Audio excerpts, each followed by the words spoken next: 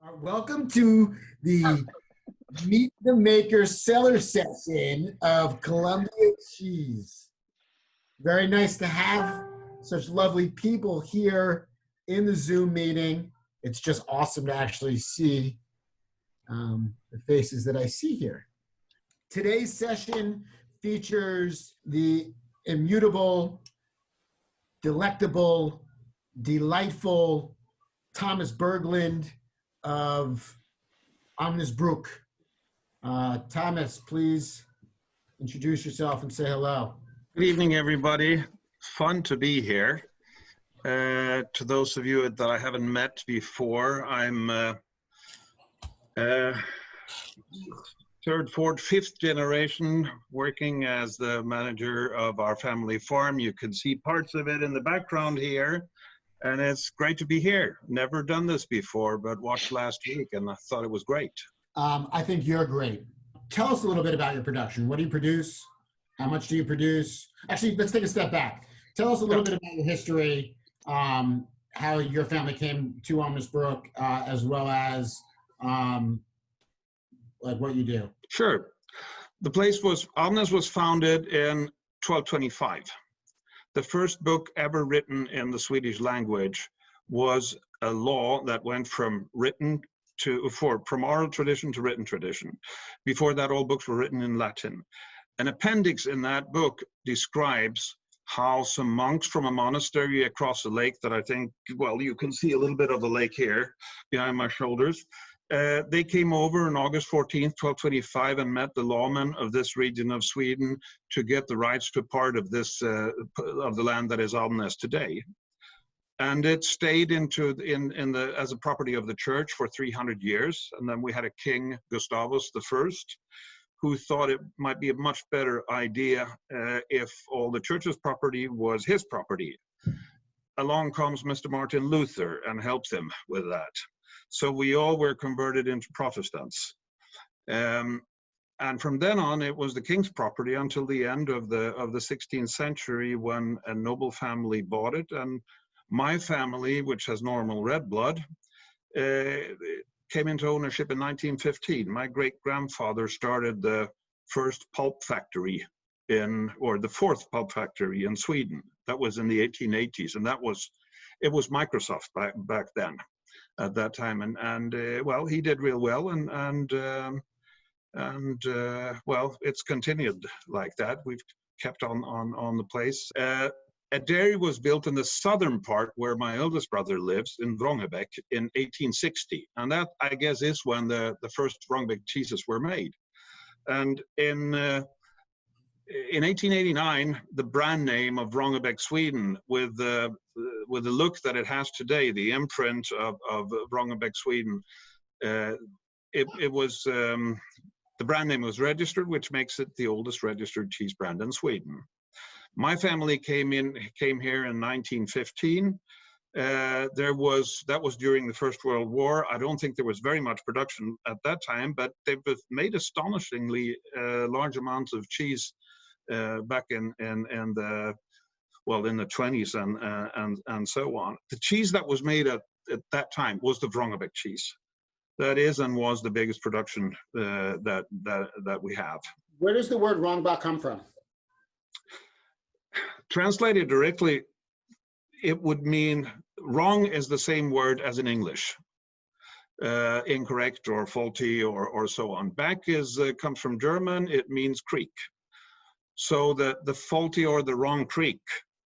And I have this little theory. Wrångebäck is situated very close to the lake. There is a spring coming up in one of the pastures there. And it used to have before, I've seen on old maps that are 200-300 years old, that there was a small creek running away from the lake. So maybe the wrong creek ran away from the lake. Wrångebäck. Dig it. Tell me about your farm. What kind of animals, how many animals? We have black and white Holstein, about 300 to 310 milking now. We will go down to 200 when our investment is finished. All in all, we have around between 600 and 650 head. And you're milking them twice a day? We're milking twice a day. It's European organic, and we have been for 20 years. And how many cheeses do you make? We make 4 kinds of cheeses, the ones that you know of, Wrångebäck and Almnäs, and then we make 2 more, very small volume. One of them I put here on the shelf. Let me see if I can, I don't know if you can see it. It's right here. Yeah. It's called Anno 1225. It's a Tom type cheese. It's made in old woven baskets that a lady in the Baltic country Latvia is making for us. And it's very small volume. They're eaten very fresh, 3-4 months. How do you spell that? Anno 1225? Yeah. ANNO 1225. Dig it. Where's that from? It's from the beginning of the farm, yeah. How big do you, how much Wrångebäck and Tegel do you make? 40 metric tons going on 60. The investment that we made in October means that we can increase production up till 60 tons. Well, we can do more, but without working too many days of the week. What kind of investment are you making? Well, we did invest in a couple of more presses, and we remodeled the pre-press. I don't really know the English word for it. Pre-press. Yeah, pre-pressed in October, so that we could make a third more cheeses. Like Wrångebäck, we used to make 36. Now we're making 48. I'm going to jump in real quick because Thomas did share with us a little tour of kind of the future of Almnas. So Thomas, could you tell us just a little bit about the transition you're making with the herd and the economic reasons behind that? And we'll take a look at this little flyover of your new barn. And you could just kind of explain like what we're seeing and why you decided to make this investment as well. Well, we've been milking in a carousel that is now 23, 24 years old. And it's situated to the left in this picture and this film here. But what you see right in the center is the new cow stables. We want to try to have as modern facilities as possible for our herd. We are reducing the size. We're actually going to milk less cows, 180 to 200, because we can still fill our vat with 4,000, and we don't see the need for investing in milk that would go to the cooperative or to the, well, Lactalis, which would be the alternative. It's not part of our business idea to produce for the dairy industry, raw material. We want to produce milk for our own cheese. So this is the new freestall that we are building with room for 200 cows, and we're hoping that this will be, or we're quite certain that this will give us an opportunity to improve conditions, working conditions for people. We're going to have robots in here, thus taking away the heaviest work for the people that work with the animals. Very much more space per animal, most modern way of keeping calves and so on. And I'm really looking forward to taking this into production. One part that we're doing here too, that this house will be filled with in due time, Brown Swiss. We're switching from Holstein to Brown Swiss, and there are several reasons for that. The main reason is that I want healthier cows. Holsteins are fantastic producers, but they're sensitive. And I think in the future, we want to have a milk that is better prepared for that. We've been satisfied with the milk that we have, but we think we can get even better milk with the Brown Swiss. And also, they're healthier animals, which I think is very important for the future. And well, You've spoken to me about this idea of reducing herd size and all of that. So will you actually, but you're going to be making more cheese with less milk? That's the goal here? Yes. We've been doing this for 12 years now. We started up production again 12 years ago, and we have been using something like 20, it takes time, of course, to establish and to make good cheese. So we've made. We only need 4,000 to 4,500 liters of milk a day, and we see we're not going to increase that, but we can increase production days if we want to. So a production of 7,000 or 8,000 liters a day, like we have to do today, is unnecessary. Yeah. Because the surplus goes to the industry, and that's not our idea. That's not why we're doing this. Our dream is to one day make cheese of all of our production, so that we don't have to deliver to the industry. Yeah. And these are going to be, you're going to have milking robots instead of the carousel that you had previously? Yes, we're going to have milking robots, and it's the 5th generation of Dutch robots that are working now, and we've been all over Denmark and Sweden looking at them. They look really nice. Treat the milk well, treat the animals well. There's certain restrictions that you have to, you can't milk cows any more than 3 times a day because of the risk of getting fat, the wrong kinds of fatty acids. But apart from that, it looks real good. And how much, I see you have, I mean, obviously there's a lot of pasture here. So how much time do the cows spend out? What is the season like in Almnas as far as, I assume it's shorter than California or something, right? Yeah, well, we're considerably. We're at the same, not longitude, but latitude as Hudson Bay. So quite a bit further north, but climate is milder than in northern Canada. But so right now it's spring. We're out in the fields working, tilling and sowing and so on. But our cows will go out somewhere around the 20th of April, and they'll stay there until the end of September. Heifers will go out next week already and stay maybe a little bit longer into October, depending. It all depends on the weather. That's pretty good then, actually. Yeah. And then what do they feed, like, what do they eat in the wintertime? Are you producing your own feed on the farm? Yes. Our ambition is to produce as absolutely much as possible of the feed on the farm. Yeah. So we produce the grains, oats, barley, wheat, rapeseed, and also the feed for them. We do not do hay, we have silage. Right. But the difference then, if you compare to, for example, a village dairy in Switzerland, take Walter Ressis. He has 10, 12 suppliers. If one of them messes up with silage, that destroys everything.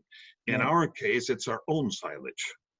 Yeah. And we're building new, smaller silos. I think one of them or 2 of them were on the film, to be able to make smaller batches, maybe in 1 or 2 days, close it real quickly, and it's worked. You have to keep your eyes on the spores. We take spore samples or spore analysis every week. I don't think anybody else in Sweden does that. I think it's two times a month, but we do it every week because it's so important for the cheese quality. That's one of the things that we learned through these 10, 12 years. Right. Because you were getting blowing when you had a high spore count? What was the result in the actual finished cheese? Yes, we haven't really had. I remember the 5th batch 12 years ago. You are properly dressed for using the cheese that we made in batch 5. You could have used them for soccer. But since then, I think there are some cultures that you can use. Even though you're organic, it's only bacteria that helps stopping the spores. But it's still a problem if you want to get really, really, really good quality. You have to control the spores. So we have the problem with spore analysis is that they're always a week old. It takes a week for them to analyze. So when you so you got to have the system that if you're going upwards in the spore counts, then you have to say at a certain point, now we're stopping. Yeah. 2 years ago when when it goes down again, so you kind of take your chances with it.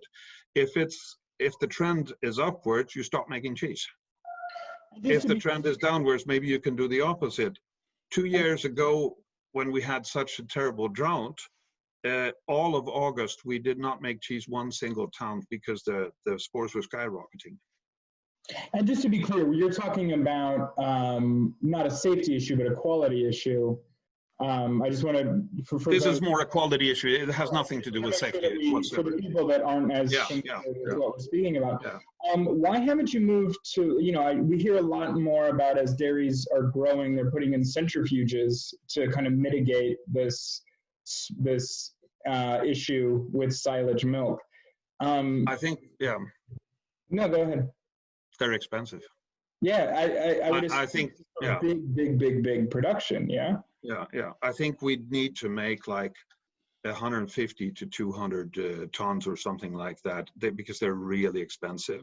Yeah. And I have to say, since I'm not making the cheese myself, the cheeses that we are making now and that we're cutting now, we're making better cheese now than we have ever made.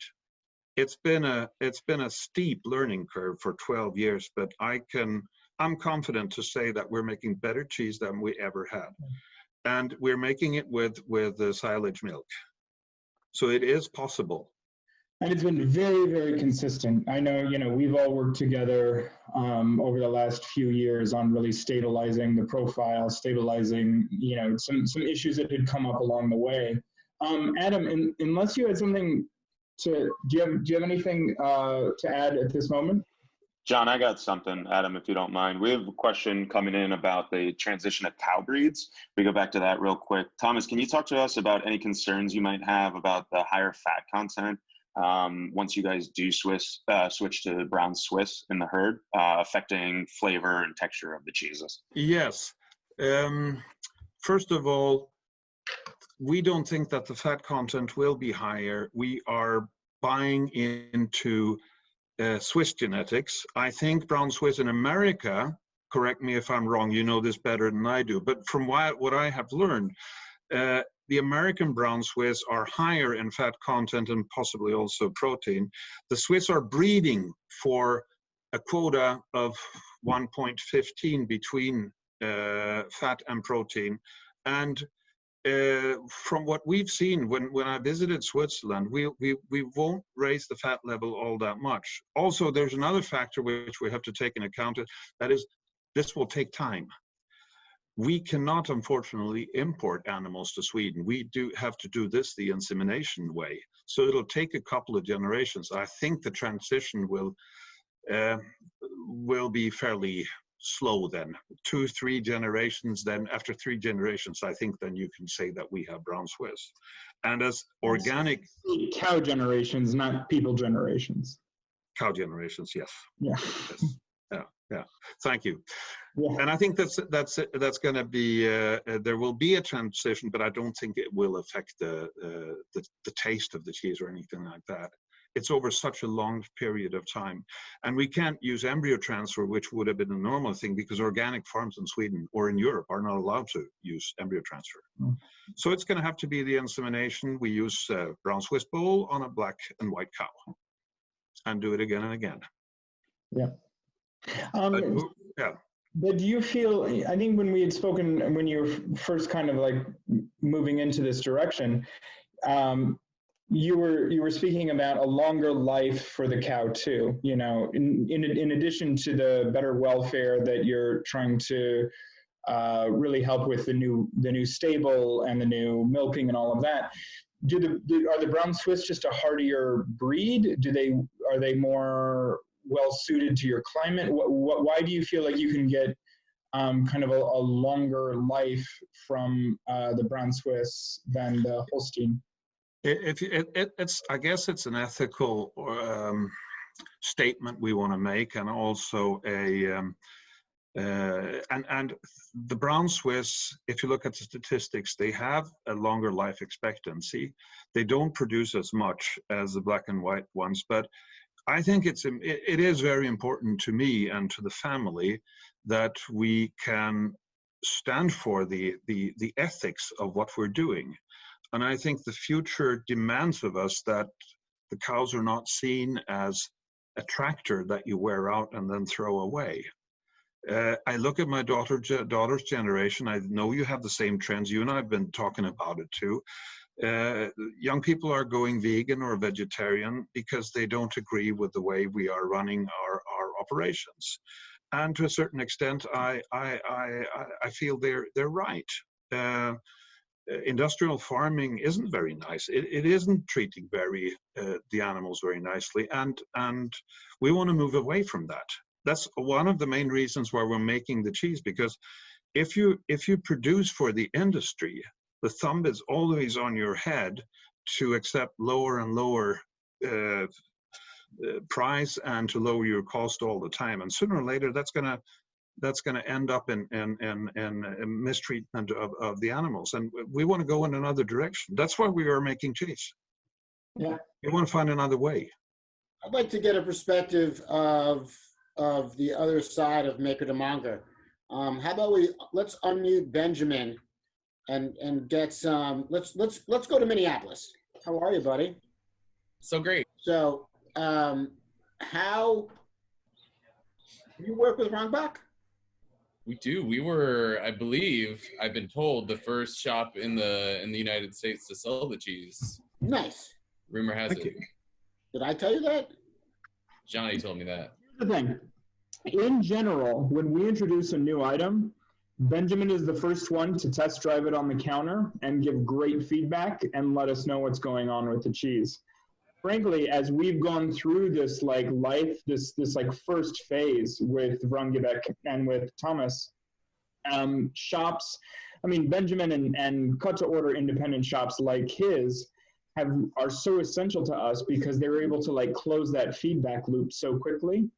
And he's someone that would be happy to say, hey, there's a little bit of, I saw some bruising on the rind, what's going on, and give us that chance to kind of bring that back to Thomas. And, it's really difficult for us to always, we can't see every wheel as it leaves Larkin and goes to shops. And Benjamin was really, really essential for us in that way. So I'll let him go on. In Minnesota, we have a huge Swedish and Norwegian cultural population here. The immigrants from that area started coming around the turn of the century, and as a East Coast Jew, this is very foreign and mysterious to me. But we were just suffered for years of people coming in and looking for Scandinavian cheeses at our cheese counter, asking why didn't we carry Yetost, because that was the cheese of their grandparents' dreams apparently.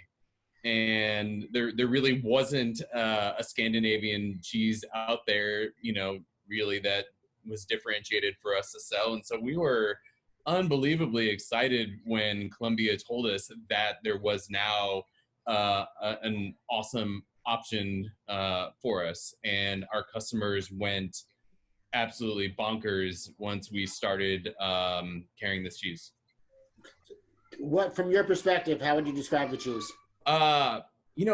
It's really just, it is one of those cheeses that if you sample at the counter, everyone who samples it likes it. And there is, it's creamy.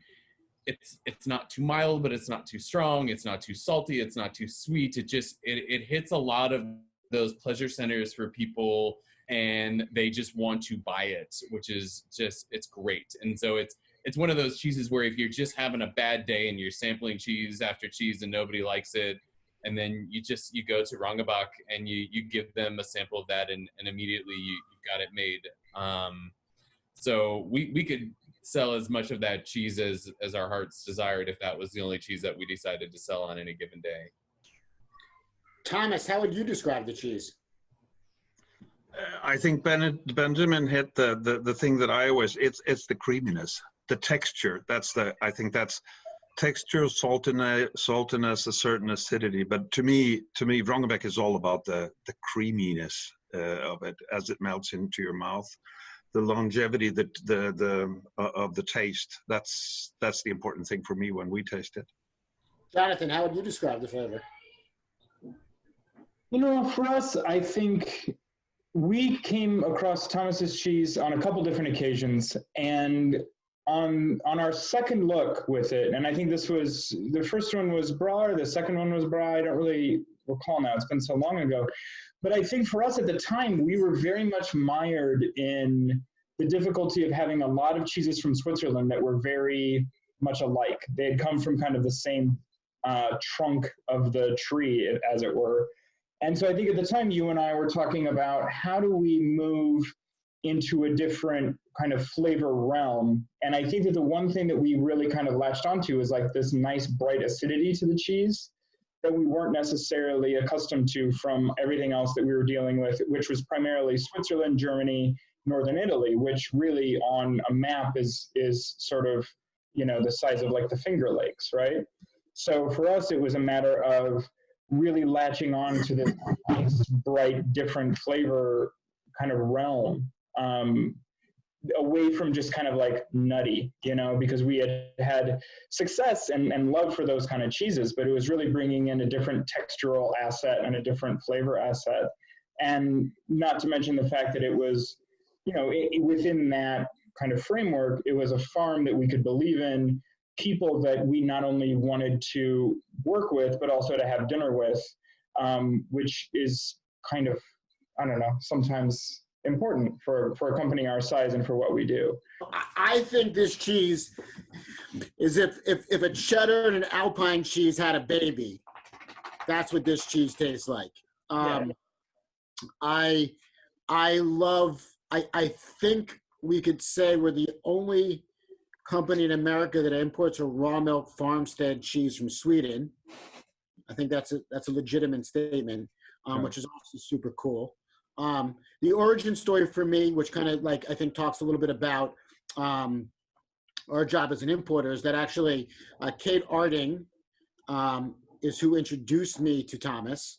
How did Kate come across you? We met in Birmingham at World Cheese Awards, and she helped me carry all the cheese back to the hotel room because I'd heard that they were going to melt everything into cosmetics, fat, lipstick and stuff. So she helped me carry it back, and then we donated it to Patricia Mickelson in London.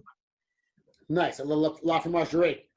So Kate came to me and said, I found a cheese that's got a baby's footprint on it, which is the Tegel cheese. That's just absolutely adorable.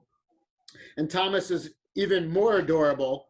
You need to work with this guy. So Thomas sent me, and that Cultured Cheese magazine was going to be doing a feature on it. Mm-hmm. So we needed to find an import. They wanted to find an importer to have it in the United States. So they came to me. And what happened? Thomas sent me samples, and I didn't like the cheese. I thought it was too, what's the word we'll use? Bitter. So the cheese was quite bitter, right? Is that a fair statement? It was shipped badly in that case, if you remember. Yeah, it was shipped without ice packs. Yeah. And it was a cryovac pieces. And I tried the cheese. I didn't like it. And I said, Thomas, I don't like the cheese. Please send me more cheese. I want to try a different age profile. Mm-hmm. So Thomas sent me more cheese. And this time he also sent me Wrångebäck. And I did not like the Tegel, but really liked the Wrångebäck. And so I told him, I don't want the Tegel, I want the Wrångebäck. And Thomas, what did you say? Well, I said the important thing was for me then was to get the Tegel into America, and I agree with you. It wasn't good enough. It was too early. But so that was my main thing then to get the. I wouldn't say it wasn't good enough. It's just the flavor profile. I remember your words exactly. You said the way it tastes is the flavor profile that we like in Sweden, and that flavor profile doesn't necessarily line up with the flavor profiles that we love in America. Benjamin, what are the flavor profiles that people love in America? Sweet, salty. Sweet and salty. Sweet and salty. All day long, baby. All day long. And the Wrångebäck hit that note better than the Tegel. So I was like, I don't like the Tegel. I want the Wrångebäck. And Thomas said, no. Thomas told me that I couldn't have the Wrångebäck. So I said, fine.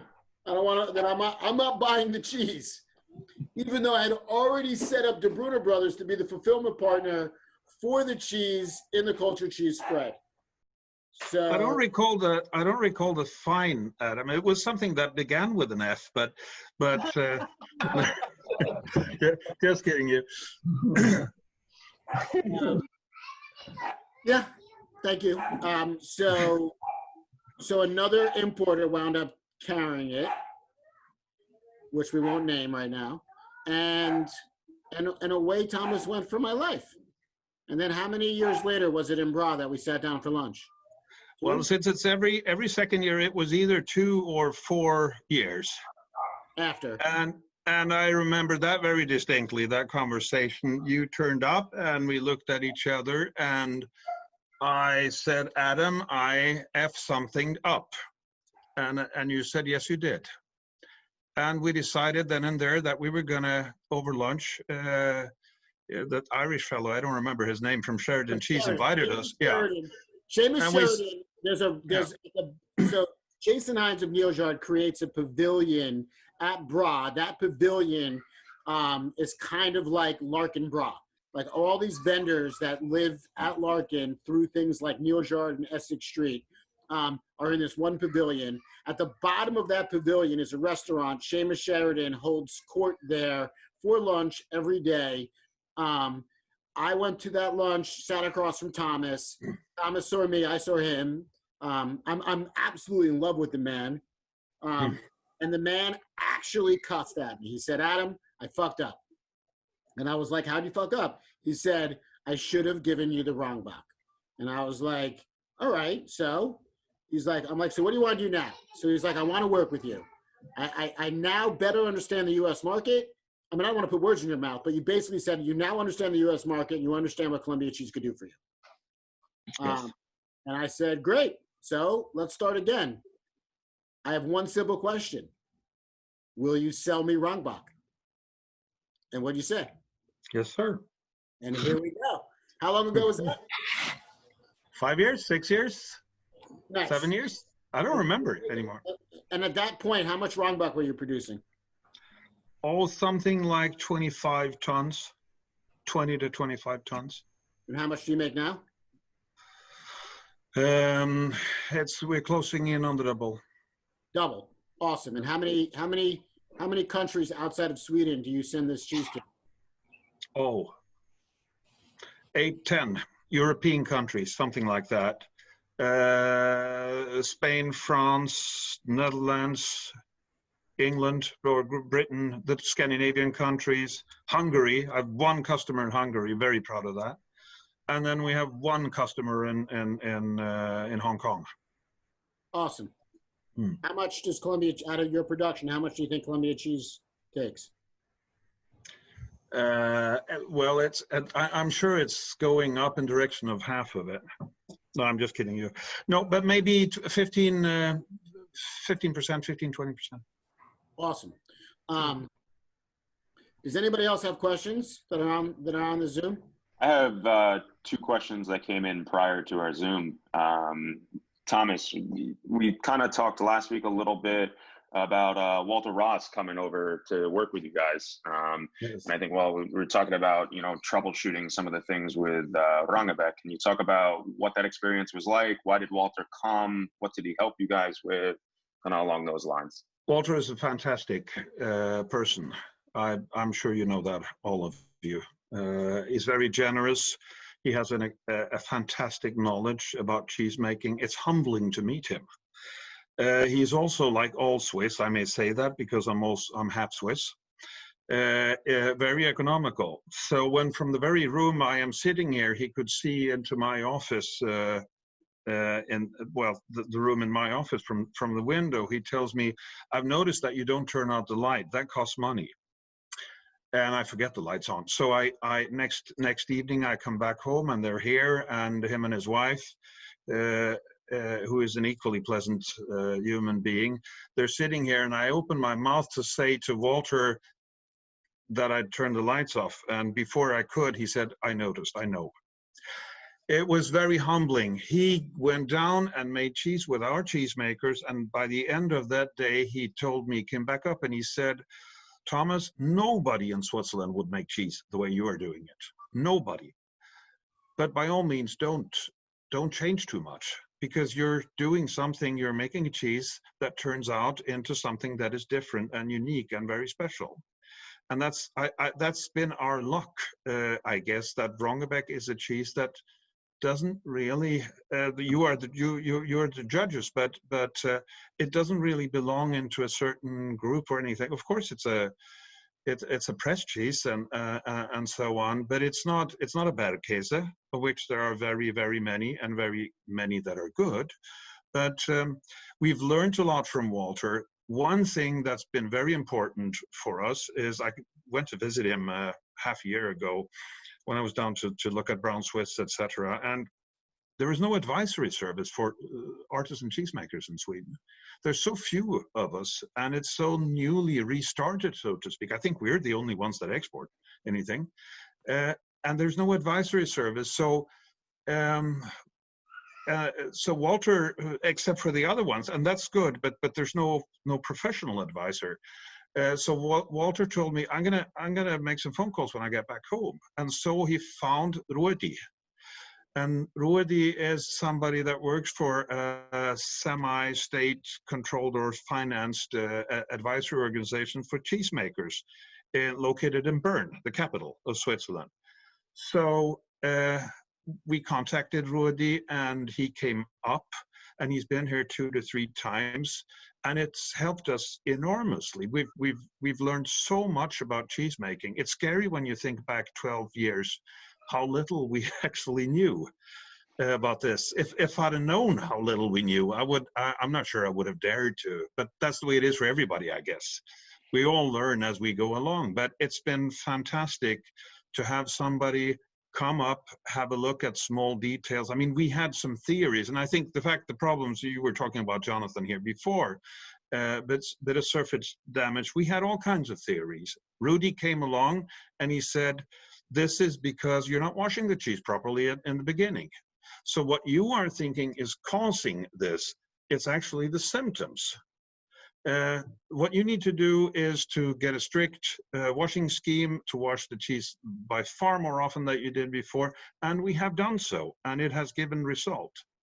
It's been a tremendous help, and that's because Walter is generous, as many are in this business, I have to say. That's maybe the most fantastic thing I've found during these last 12, 15 years, that how many generous people there are that want to share and are prepared to share and not necessarily see a buck at the end of it for themselves. They just do it because they like to help. Wait, so I might have missed the beginning. How did you meet Walter? I met Walter, where was that? Was that at Fancy Food Show, possibly? No, that's not right. I think it was a salon or one of those, wasn't it? You two were beside each other. Weren't you beside each other in a European market at some point? Yes, we were in Berlin, but it all began with, I speak Norwegian. My wife is Norwegian. So I always thought that I'm going to go to Norway to do the sales in Norway. But that's not the way it turned out. Our cheesemaker, Tommy, went to Norway because I speak German and he doesn't. And he befriended our Norwegian customers so much that it's always been Tommy that goes over there.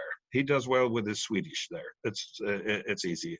So he comes back and he tells me, I met this very nice Swiss man there, and he invited me to come visit him. And I said, who was that? And I don't remember his name. He had to look it up.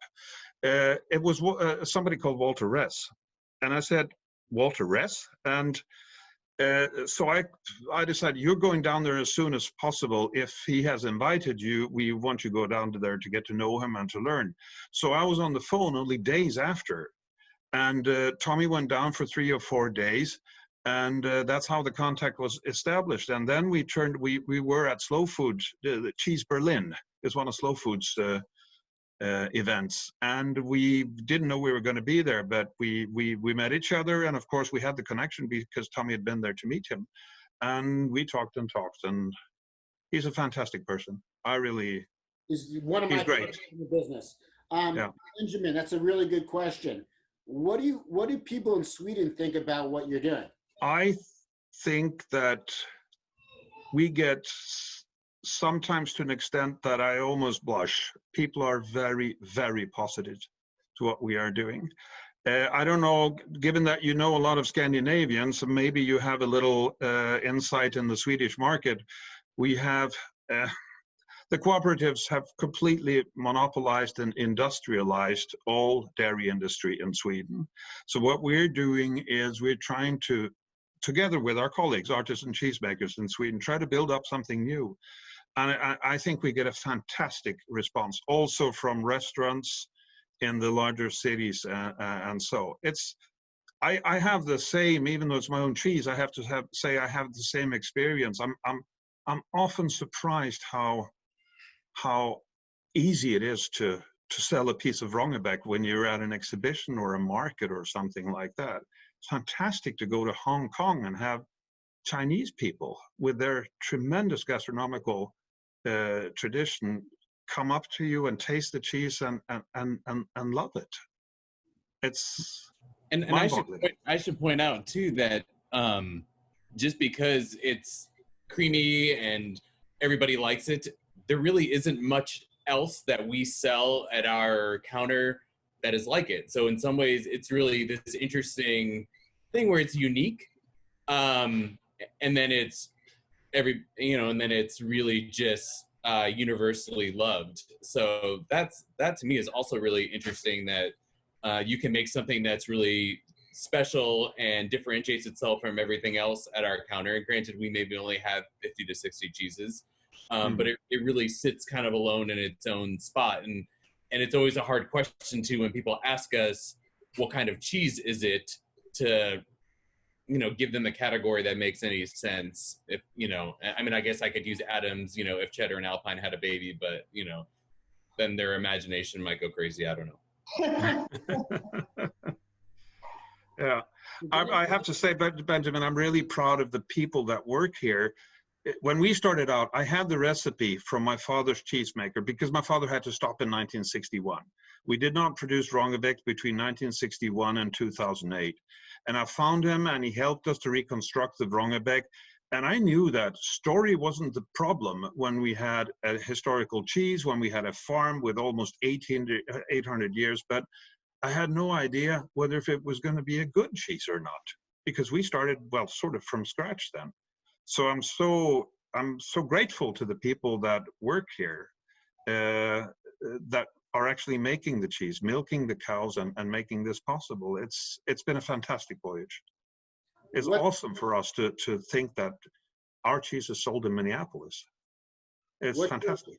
Did you think when you started this that would be a reality? Was that your goal, to sell cheese in Minneapolis? Isn't that everybody's goal? Definitely my goal. Yeah. Yeah. Well, actually, it was a little further west in Oregon because I spent a year as an exchange student, and I had a dream that one day we'd sell cheese in Portland, where I'd spent a fantastic year as an 18-year-old. Then, but Minneapolis is great. It's great. And what's your future goal? Where do you see your project going? Our vision, our dream is to make cheeses that are premium cheeses that are loved all over the world. That's our vision and our goal. I'm not saying we're there, but I very strongly believe in putting you have to have your eyes on the horizon. This is where we want to go. And if we get 3/4 of that way, or even 60%, then we'll have achieved something. And I have a vision of us. I think it's very important to us that the 10 to 12 years that I may still continue to work here, if they don't throw me out, my brethren, after this interview, that we're gonna transform the farm and the milk production. We're gonna keep on learning about how to make great cheese, keep on hiring people that are different. We are some very different types here. Some of them are natural salespeople like Tommy. Some of them are fantastic, like the girls that are making most of the cheese, that every day try to do it a little bit better. And every day abiding by rules that are so strict that I have to show my fingernails when I get down there and try to get into. So that's how we want to continue, and to have a production where we are 100% confident that we think this is something that we can stand for ethically, and to be independent of an industry that we don't like, that we don't sympathize with. Love it. Anybody else got questions? We just got one question. Most of the cheesemakers in the dairy, are they all women or mostly women? Yes.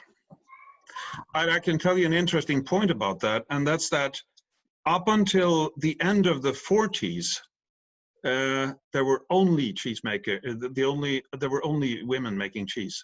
I think the first one, his name was Hempel and came from Germany originally. The first one in the 1860s, 70s, something like that, that was a man. Francis, his name was. Francis Hempel. But after that, I think it was up until 1949, only women that were head cheesemakers. And then the one that my father had in his employment was the Hans Stiller. He was a man, but when we started out again, it was Elizabeth, and now it's Kerstin and Kerstin's daughter, and well, there's several making cheese here now, but they're the ones that have the main responsibility for it.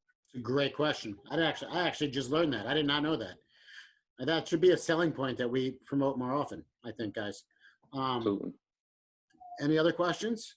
I have another one from earlier that came to us from Instagram, and you touched on it a little bit earlier. You mentioned that pause in production in starting in the 60s. Coming out of that break from cheese making, what was the decision process like to continue to make Wrångebäck? And did you ever think about maybe starting over and making a different cheese entirely coming out of that pause? No, it was never an issue. I think the family, when we started talking about this, we started a project in 2002 or 3 or 4 to start, and it took 5 years, that decision process. And we talked a lot about it. And of course, I mean, if you have something for free, a cheese that has been called one of the that has a history that goes back to 1890. That is the earliest registered cheese brand in Sweden. That's what you got to do. You can't give. That's like Jonathan in that beautiful shirt having the opportunity to score on Barcelona. I'm sure he would, but no. But it was a no-brainer. That was the alternative. So that's and I'm very happy to say that it worked out. But the other cheeses we make, then the 4 ones, the Brick, the Tegel, and so on, that was kind of insurance in a way, because if you look at Walter and you look at so many others of the suppliers that you have, they're making one cheese. But like I said, I wasn't sure that this one was going to be good. I had no idea. I just knew that the story was 10 points. Is there anything else that you'd like to get off your chest about your cheese world?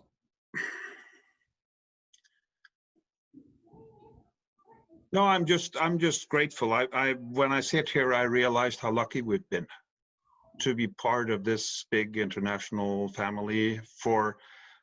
For me to be able to sit and look at these faces, I'd never dreamed that we'd get that far. It is fantastic.